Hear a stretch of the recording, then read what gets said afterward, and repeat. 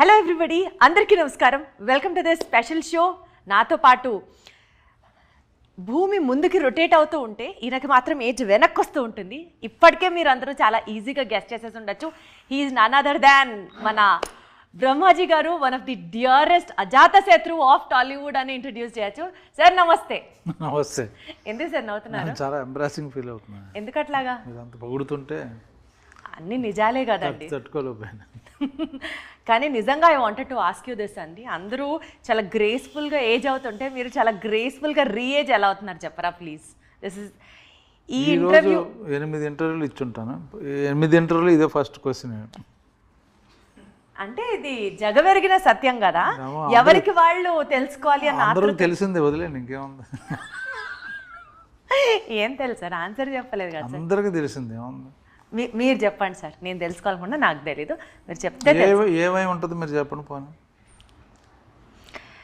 యూజువల్గా ఈ క్వశ్చన్ అడిగాం అనుకోండి సార్, ఎవరన్నా ఏం చెప్తారో తెలుసా? చాలా కెమెరా ఫ్రెండ్లీగా కంటెంట్మెంట్, సంతోషం, లోపల నుంచి చేసే పని పట్ల ఆనందం, ఇట్లాంటివి కాదు సార్. నిజం చెప్పండి. ఇప్పుడు మీరు చెప్పండి సార్ ఒక ఫుల్ అయిన ఆన్సర్. ఫుల్ అయిన ఆన్సర్ అంటే డైలీ మందు తాగండి, యంగ్గా ఉంటారు. నాన్ వెజ్ తినండి, దొబ్బి తినండి, బాగుంటుంది. డైలీ బిర్యానీ తినండి, మంచి హెల్తీగా ఉంటుంది. కక్క మొక్క రోజు ఉంటే హ్యాపీగా, మంచి తెలుగు సినిమాలు రోజు కూడా చూడండి, రిలీజియన్ ప్రతి సినిమా చూడండి, హ్యాపీగా ఫిట్గా ఆనందంగా ఉంటారు. ఇంతకన్నా కావాల్సిందే ఉంది మనకి. అందులోంచి ఒక 100 అర్థాలు ఎత్తుక్కోవచ్చు అన్నది మాత్రం నాకు అర్థమైంది. ఉన్న స్ట్రైట్గా చెప్పారు, శుభ్రంగా తినండి. సో మినిమం ఒక 3 to 4 hours, ఒక 5 hours అన్న వర్కౌట్ చేస్తారా సార్ మీరు? అంత చేస్తే అలాగే ఇంకా 45 minutes చేస్తుంది అంతే. 45 minutes intense activity, 1 hour. Done sir. మీ ఫిట్నెస్ సీక్రెట్ అయితే కొంచెం ఒక 1% అర్థమైంది మీరు ఎంత వ్యంగ్యంగా చెప్పినప్పటికీ కూడా. But still getting on to the movie sir. Bapu, father suicide story. ఈ సినిమాలో కంప్లీట్గా ఒక తెలంగాణ యాక్సెంట్తో you have been presenting yourself. Telangana యాక్సెంట్కి సంబంధించి స్పెసిఫిక్గా అంటే ఎక్కడ పెంచాలో ఎక్కడ తగ్గించాలో ఆ యాక్సెంట్లో ఆ స్లాంగ్ బ్యూటీ ఉంటుంది చూసారా, స్పెసిఫిక్గా you have worked on that? లేదు అంటే ఇక్కడే ఉంటున్నాను కదా, తెలంగాణలో ఉంటున్నాం కాబట్టి ఎప్పుడు వినపడుతుంటుంది, అందరితో మాట్లాడుతుంటాం కదా. జనరల్గా తెలంగాణలో ఉంటున్నాం, తెలంగాణ వాళ్ళతో మాట్లాడుతుంటాం కాబట్టి ఆటోమేటిక్గా తెలియకుండా లోపలకి వెళ్ళింది తెలుసు. ఒక విలేజ్ ఇంటీరియర్ అంటే కొంచెం జాగ్రత్తగా విని ప్రాక్టీస్ చేసి చేయడం, జాగ్రత్త తీసుకున్నాం అంతే. ఒక రకంగా సార్ ఈ సినిమాతో హీరోగా కూడా ఇంకొక innings of your career start చేశారని యాక్సెప్ట్ చేయాలి. ఇందులో నేను ఎక్కడ హీరో, బాపు అన్న పేరేమో మా ఫాదర్, ఆయన ఫాదర్ స్టోరీ అక్కడ ఉన్నాడు, బలగం హీరో, నేను ఒక క్యారెక్టర్ చేశాను అంతే. అలా చెప్పడం మీ మోడెస్టీ, మీ హంబల్నెస్. మళ్ళీ నా వెంటనే ఇలాంటి డైలాగ్ ఒకటి అనాలి సార్, ఎంత డౌన్ టు ఎర్త్ సార్ మీరు అన్న వెంటనే నాదొక డైలాగ్ పడాలి. అంత శ్రమ మీకు ఇవ్వను కానీ, బట్ మీరు అంత శ్రమ పడద్దు. జెన్యున్గా అదే నేను మెయిన్ ఇంపార్టెంట్ రోల్ చేశాను కదా, మీకు తెలుస్తుంది కదా. ఇప్పుడు కదా సార్, మాకు మేము సలార్, ఇప్పుడు దేవరా ఎవరు హీరో? ఎవరు sir? Devara cinema suppose, obviously understood, అంతే కదా. సో అలాగే బాపు అంటే బ్రహ్మాజీ గారు హీరో, అండర్స్టూడ్. బాపు అంటే దాని అర్థం ఏంటి? ఫాదర్ అని. ఎవరు father? Brahmaji father. Brahmaji father ఎవరు? ఈయన ఫాదర్ ఆఫ్ ఎవరు అంటే అప్పుడు బ్రహ్మాజీ అని వెంటనే వస్తుంది కదా. బ్రహ్మాజీ ఫాదర్, కొడుకులు ఉంటారు, కొడుకు ఫాదర్, అలాగే అంతే. ఆయన కొడుకు. సరే sir, your answer. My father story అండి అది, మై ఫాదర్ సూసైడ్ స్టోరీ. సరే sir, you are being very humble, very modest, very down to earth. అసలు మీరు సూపర్ సార్. నేను సూపరే. Okay sir, moving ahead, title చూస్తే బాపు ఫాదర్ సూసైడ్ స్టోరీ, టైటిలే అంత ఇంటెన్సిఫైడ్గా పెట్టినప్పుడు అంటే ఈ సినిమాలో మీ ఫాదర్ మరణానికి మీరు కారణమా? నేను పోతానంటే లేదురా నేనే పోతానంటాడు.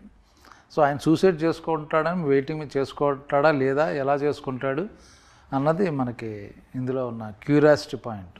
సో ఆయన అయితే పంపించడం గ్యారంటీ ఈ సినిమా ద్వారా. ఈ సినిమాలో తెలియదు, అదే సస్పెన్స్. Right sir.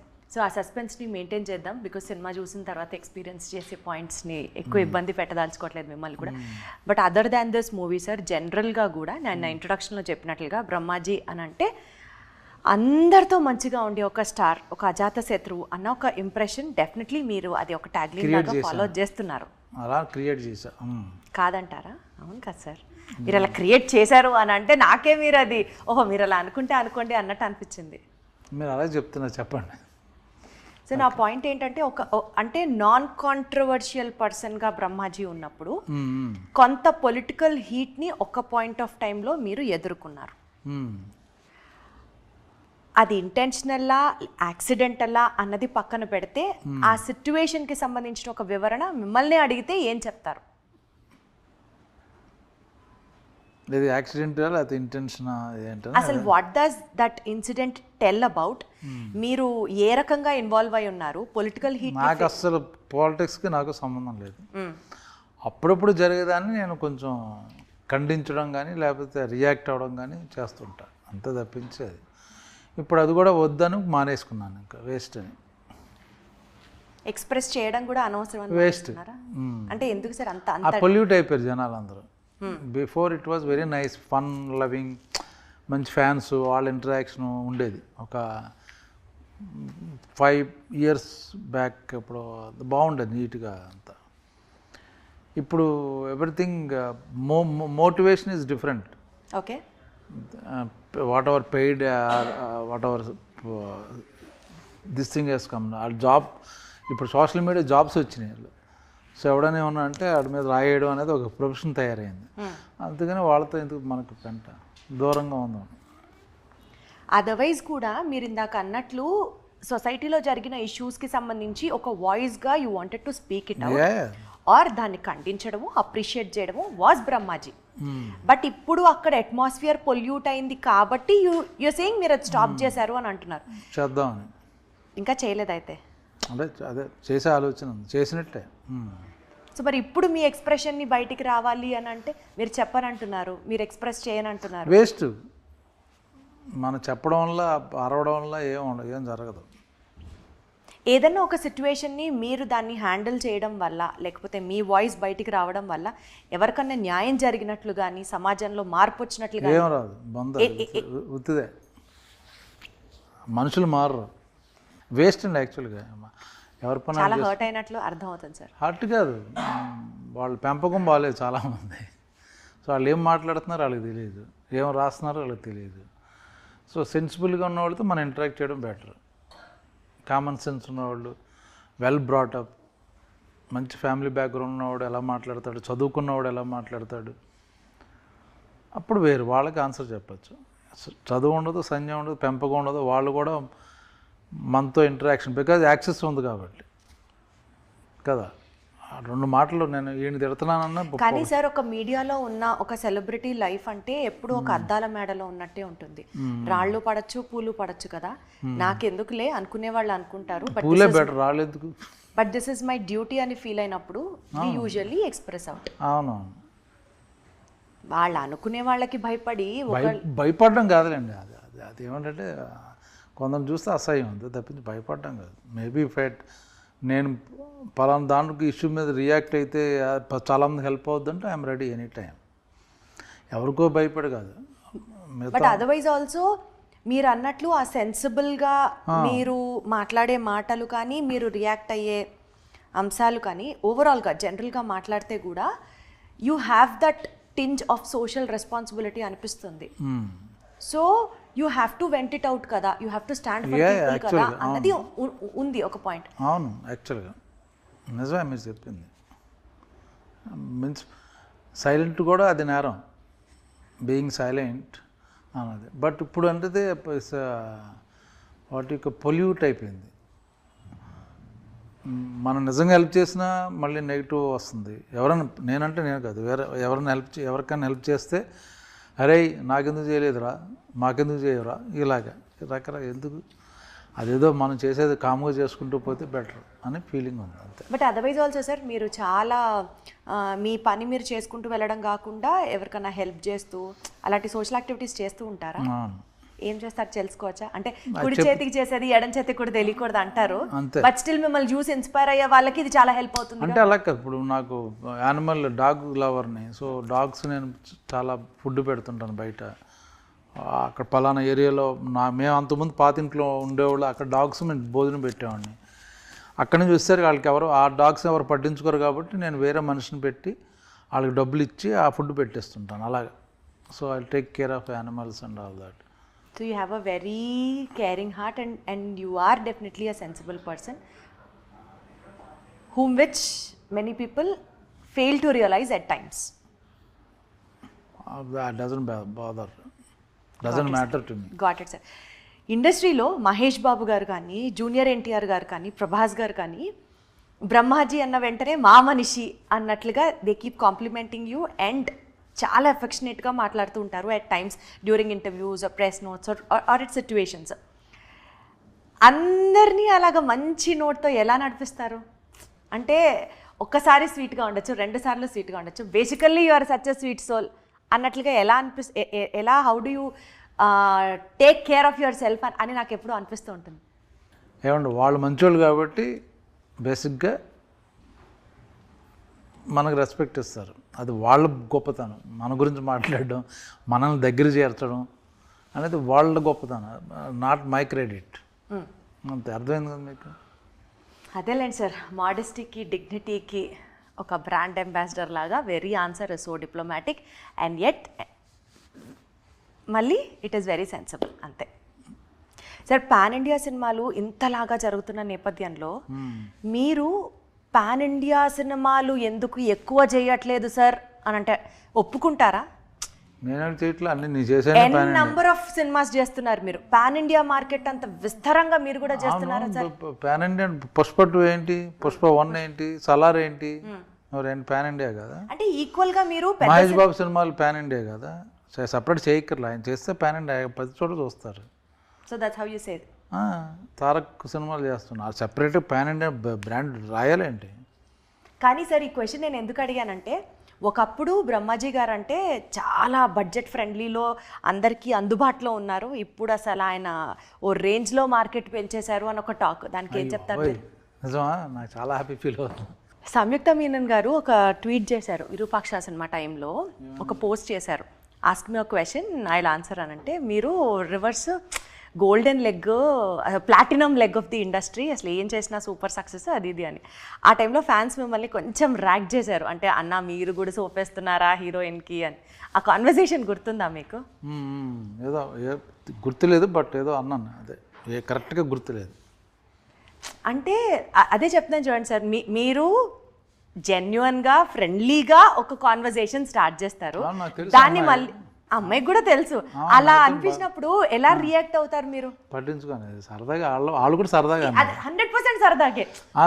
అందుకనే నేను ర్యాక్ చేస్తున్నాను. అవన్నీ rag always I appreciate. You enjoy that.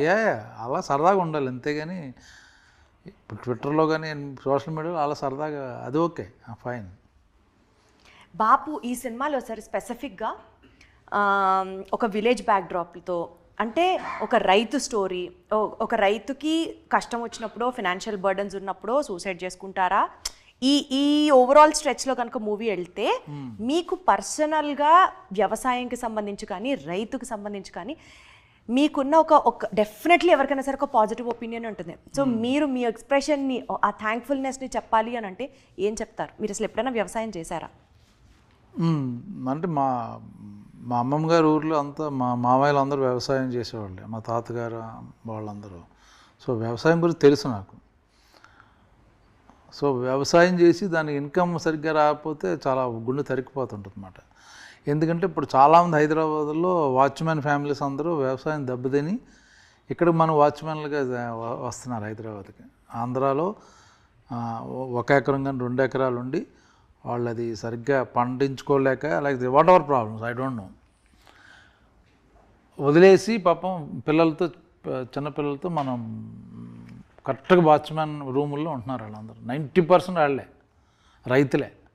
అది చూస్తే నాకు గుండె తరిగిపోతాం. అక్కడ ఒక respectable 2 acres or 1 acre owner ఇక్కడికి వచ్చి పని చేసుకోవడం, పిల్లలు చదివించడం, అది చాలా బాధగా ఉంటుంది అన్నమాట.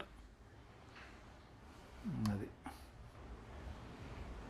ఇన్ఫ్యాక్ట్ సార్ ఇంత సెన్సిబుల్గా మీరు ఫీల్ అయినప్పుడు వ్యవసాయానికి సంబంధించి ప్రభుత్వం ఈ మార్పులు అందిస్తే బాగుంటుంది.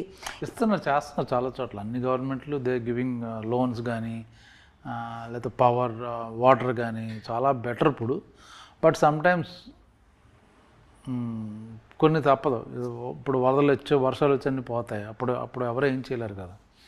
ఈ స్టోరీ ఖచ్చితంగా టైటిల్ని చూస్తే బాపు ఫాదర్ సూసైడ్ స్టోరీ అన్న వెంటనే ఇది ఒక ఎమోషనల్ బ్యాక్డ్రాప్తో నడుస్తున్న సినిమా అని అయితే అనిపిస్తుంది. కాదు, ప్రాబ్లం రియల్గా ఉంటుంది, అక్కడి నుంచి ఏంటన్నది ఇంకా ఫన్ మోడ్లో వెళ్తుంటుంది. అంటే ఒక little dark comedy, it's not a comedy movie. There is a suspense, there is emotion, there is a fun, అలాగ ఉంటుంది. అంటే ఆడియన్స్ పాయింట్ ఆఫ్ వ్యూలో ఈ సినిమా చూసిన తర్వాత ఒక టేక్అవే పాయింట్ ఏముంటుంది సార్ ఈ సినిమాలో అంటే ఏం చెప్తారు? బ్రహ్మాజీ కొత్త గెటప్. ఈ సినిమాలో మీది కొత్త గెటప్ ఇన్ ద సెన్స్ ఎలా? ఫాదర్ క్యారెక్టర్ ఇప్పుడు చేయలేదు, నేను చేశాను ఇప్పుడు. విలేజ్, మంచి పాటలు బాగున్నాయి, డైలాగ్స్ బాగున్నాయి, ఫన్ బాగుంటుంది. మీరు మంచి సినిమా చూసాను ఫీలింగ్ వస్తుంది బయటకు వచ్చేసరికి. ఒక ఫీల్ గుడ్ మూవీ అన్నది ఆడియన్స్ ఫీల్ అవుతారు అని అంటున్నారు.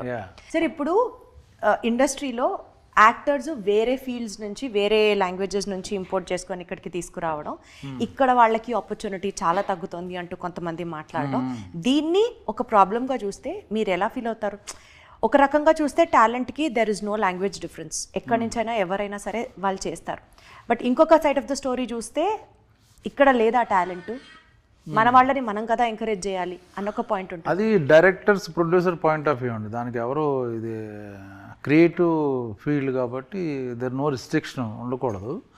కాకపోతే ఏంటంటే ఇప్పుడు సుకుమార్ గారు కొందరు ఉన్నారు డైరెక్టర్లు, సుకుమార్ గారు లేకపోతే ఆయన సినిమాల్లో 90% తెలుగు వాళ్ళు ఉంటారు, లోకల్ ఆర్టిస్ట్, టాలెంటెడ్ యాక్టర్స్. అలాగే కొందరు డైరెక్టర్లు ఉన్నారు.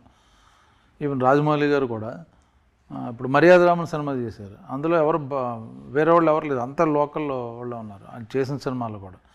ఇంకా బిగ్ మూవీస్ తప్పదు, ఇప్పుడు బిగ్ మూవీస్లో కూడా ఈవెన్ చూస్తే ఇప్పుడు బాహుబలిలో ఓన్లీ సత్యరాజ్ గారు తప్పించి నాజర్ 2 క్యారెక్టర్లు మిగతా అంతా మనవాళ్ళే, పక్కన ఇంపార్టెంట్ తెలుగు వాళ్ళే. సో వాళ్ళు పర్టికులర్గా మనవాళ్ళలో ఉండాలి, భాష రావాలని పెట్టుకుంటుంటారు. కొందరు ఏం చేస్తారంటే ఊరినే ఒక క్యారెక్టర్కి తమిళ వాడిని, ఒక క్యారెక్టర్ హిందీ వాడిని, ఇంకొక వాడిని తీసుకొస్తారు. కరెక్ట్ కాదు, నిజంగా అవసరం. ఇప్పుడు పుష్పలో ఫహద్ ఫాజిల్ అంటాడు ఒక అవసరం కాబట్టి తీసుకొచ్చారు. ఇప్పుడు ఫహద్ ఫాజిల్ అంటాడు తెలుగులో అంటే దెర్ ఇస్ నో, అది వేరే విషయం, అలా మాట్లాడకూడదు. బట్ 90% తెలుగు వాళ్ళు ఉన్నారు. సో నేను ఎప్పుడు లోకల్ ఆర్టిస్ట్కి ఇవ్వడం అనేది ఇప్పుడు కరెక్ట్. ఈవెన్ ప్రశాంత్ నీల్ గారు కేజీఎఫ్ చేస్తే అంతా కన్నడ వాళ్ళు ఉన్నారు, బయట వాళ్ళు ఎవరు లేరు. So local audience, I mean లోకల్గా స్టార్స్కి మీరు సపోర్ట్ చేయాలి అన్నదే ఈవెన్ మీ వాయిస్. నో డౌట్, అది అన్లెస్ చాలా పెక్యులర్గా ఇలాంటి బాడీ, ఇలాంటి వాయిస్, ఇలాంటి యాక్టర్ ఇక్కడ దొరకడం, అక్కడ ఉన్నాడంటే తెచ్చుకోవడం తప్పలేదు, అది నథింగ్ రాంగ్. అలా అని చెప్పి అన్ని క్యారెక్టర్లు రీప్లేస్ చేయడం అనేది అది డైరెక్టర్ నమ్మకం లేదు అతని మీద, అంతే.